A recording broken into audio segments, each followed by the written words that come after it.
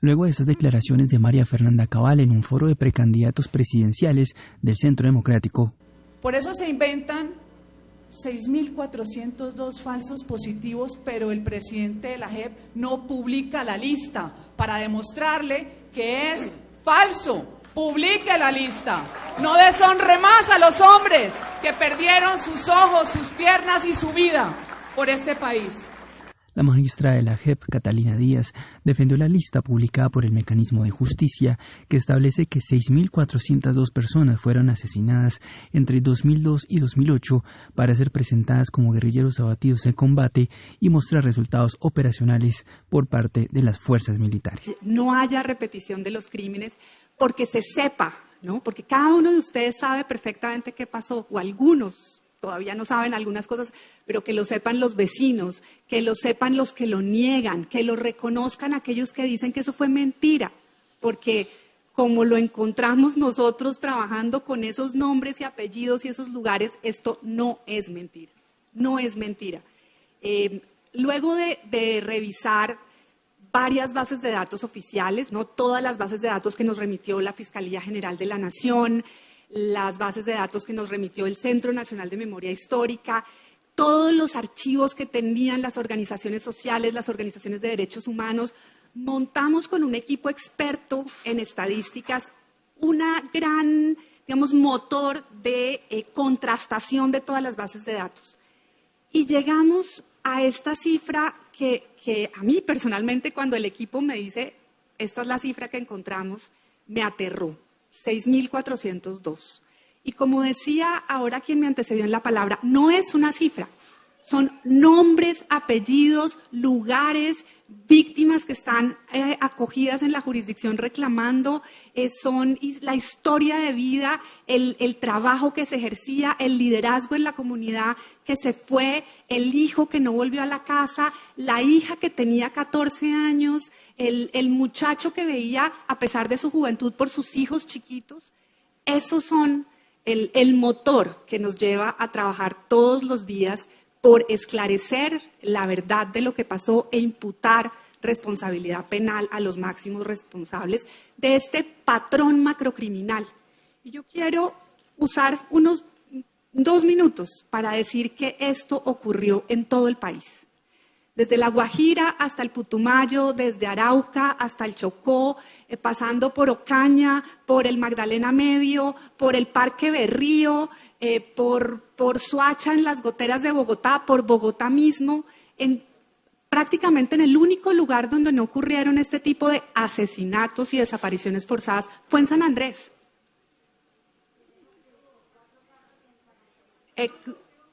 Bueno, entonces, con lo que ustedes me cuentan, es en todo el país. ¿Y por qué decimos que es un patrón macrocriminal?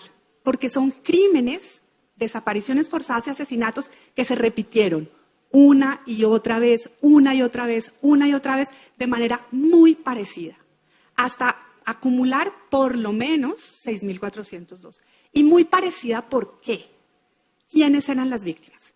Jóvenes, en su gran mayoría entre 25, 35 años, aunque hemos encontrado niños y niñas. Yo personalmente oí a un perpetrador confesar el asesinato de una niña indígena de 14 años. Se repitieron de la misma manera con estos muchachos y chicas muy jóvenes, campesinos, en una buena medida campesinos, jornaleros, transportadores, comerciantes, ebanistas, vendedores informales del campo, campesinos y campesinas. Y lo que a mí me mostró la historia de Soacha, que la he investigado mucho, es que cuando la comunidad dijo, nos están matando, se pararon, fueron a la alcaldía del Carmen, buscaron a las Naciones Unidas, buscaron a la Defensoría del Pueblo. O sea, cuando ustedes levantaron su voz, ¿qué hicieron los perpetradores? Dijeron, no podemos seguir, digamos, buscando como víctimas esas muchachas y esos chicos de los pueblos donde estaban ahí, porque eso está levantando suspicacias, está generando inconformidad en la comunidad.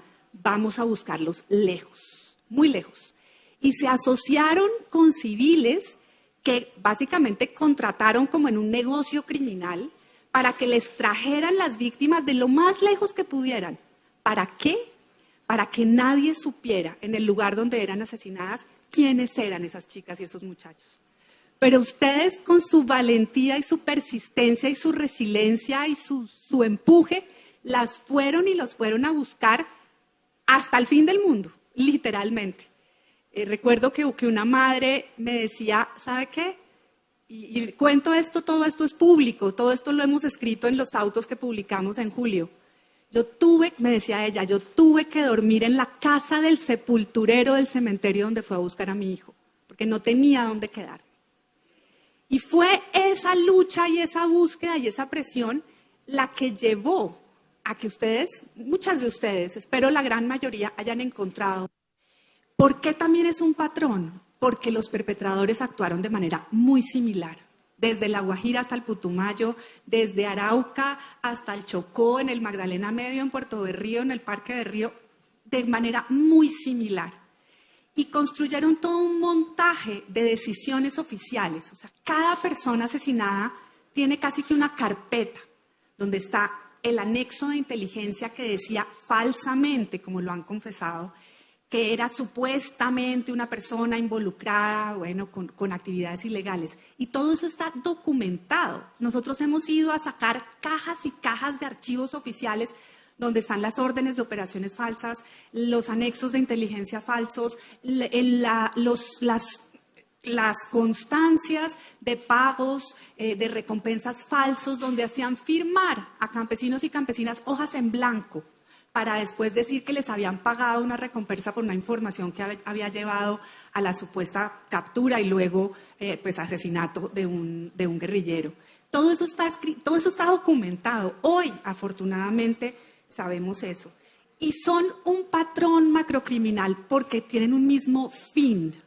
¿Y cuál era el fin? ¿Por qué estas personas fueron asesinadas, desaparecidas en estado total de indefensión? En estado total de indefensión, personas civiles que no tenían absolutamente nada que ver con la guerra. ¿Y por qué fueron asesinadas y desaparecidas? Porque el indicador oficial del esfuerzo militar se volvió el cuerpo. ¿Qué les pedían los superiores a los soldados en el territorio? Muéstreme el cuerpo. Aquí no vale un capturado, aquí no vale un desmovilizado, aquí vale el cuerpo del supuesto guerrillero o enemigo caído. Yo quiero ver el cuerpo. Y ese cuerpo, para que tuviera ese valor de, pues, y uso esto porque creo que también es muy visual, de falso positivo, tenía que estar ojalá uniformado y ojalá con su arma larga o su arma corta. Y por eso fue que estos soldados oficiales de todos los rangos, y hemos oído con mis colegas, Óscar Parra, que también está participando en esta reunión, mis colegas magistrados y Alejandro Rameri, 436 militares y otros tantos civiles. Y esto yo ya me lo sé porque pues muchos nos lo han dicho con todas sus letras. Entonces, les pedían era el cuerpo, cuerpo con uniforme y con arma. Y ese reporte era el que valía para demostrar que la unidad era efectiva, que la unidad era exitosa, en algún sentido que se estaba ganando la guerra. Es terrible, como que casi no hay palabras para el asombro, como decían los colegas, que esto nos debe generar, ¿no? Como justicia. Y yo les agradezco infinitamente porque después de todo lo que ustedes han sufrido de discriminación, de estigmatización, de obstáculos, le han dado una segunda oportunidad a la justicia, o sea, nos han dado una segunda oportunidad de mostrar pues que podemos investigar y que podemos llegar a esclarecer un poco o a esclarecer lo que ha pasado y a identificar a los máximos responsables. Y con esto termino. En julio expedimos nuestros 2 primeros autos de determinación de hechos y conductas. Son documentos de 300 páginas en donde en uno vamos al fondo de lo que pasó en el Catatumbo y en el otro vamos al fondo de lo que pasó en el Batallón La Popa, en el Cesar y en La Guajira. Son solo los 2 primeros, ahora les digo en qué estamos trabajando ahora a full. Y allí, en esas 350 páginas, pues contamos pues un poco toda esta historia que hemos entendido en detalle, usando mucho la voz de ustedes, las víctimas, a partir de todos los informes y todo lo que nos han dicho, y usando la voz de quienes cometieron estos crímenes y que han tenido también, hay que decir, algunos de ellos la valentía de decir, yo hice esto. Y esperamos que el próximo paso sea que tengan esa valentía, pero en público y delante de ustedes. Y en esos autos calificamos y con todos los elementos que estos eran crímenes de lesa humanidad. Crímenes de lesa humanidad. Estos son asesinatos y desapariciones forzadas que constituyen crímenes de lesa humanidad. ¿Y eso qué significa? Que fueron cometidos de manera masiva. Ustedes mismos nos han dado aquí las cifras de su pueblo, de su vereda, del departamento, y que fueron cometidos de manera sistemática. O sea, esto no es que a alguien en el territorio porque estaba borracho se le ocurrió. No, esto es la mismo proceder en por lo menos 6.402 casos. Y determinamos que eran crímenes de guerra, pero como muchas de ustedes precisaron, son crímenes de guerra no porque la persona asesinada estuviera armada. Reitero, no encontramos evidencia en todo lo que hemos investigado de que alguno de esos muchachos estuviera armado. Estaban desarmados, estaban indefensos. Fueron muchos de ellos ultimados con tiros de gracia, muchos de ellos retenidos por horas, como lo contó aquí también con mucha valentía Aladín, a quien yo había tenido pues, el honor también de oír en Neiva, y otros sobrevivientes. Pero ¿por qué están vinculados estos crímenes con la guerra? O sea, en realidad ni siquiera se trataba, y esto lo digo porque incluso está en el comunicado de prensa, ni siquiera se trataba de en realidad ganar la guerra. Se trataba de mostrar hacia afuera las estadísticas, digamos, engrosadas criminalmente. O sea, no se trataba de perseguir ni siquiera a los grandes cabecillas de las FARC o a las, no sé, a redes que la inteligencia había identificado como cruciales para ganar la guerra. No, era simplemente mostrar en el papel, mire que yo sí estoy supuestamente ganando la guerra. ¿A costa de qué? De la vida de muchachas y muchachos civiles, indefensos, que francamente no tenían nada que ver.